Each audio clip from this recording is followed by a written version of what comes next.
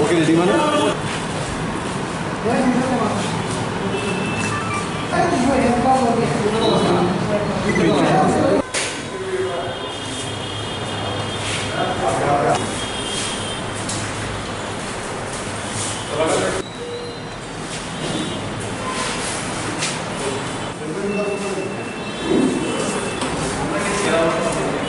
যে এই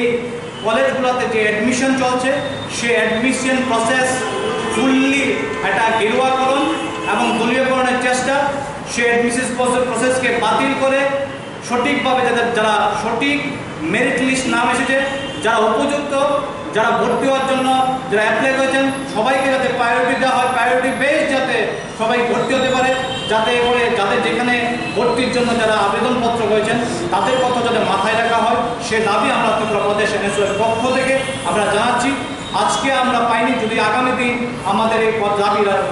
মানা না হয় তাহলে আমরা কিন্তু অধিকর্তা, সে উচ্চশিক্ষা অধিকর্তাকে ঘেরাও করতে বাধ্য হব এবং সে আন্দোলন যদি এই রাজ্যের ছাত্রছাত্রীদের জন্য যদি আমরা আমাদেরকে বৃহৎ আন্দোলন করতে হয়, আমরা সে আন্দোলনের গড়ে তুলব। কারণ এখনো পর্যন্ত এই রাজ্যে অভিভাবক মহল থেকে শুরু করে ছাত্রছাত্রী প্রচুর সংখ্যক মানুষ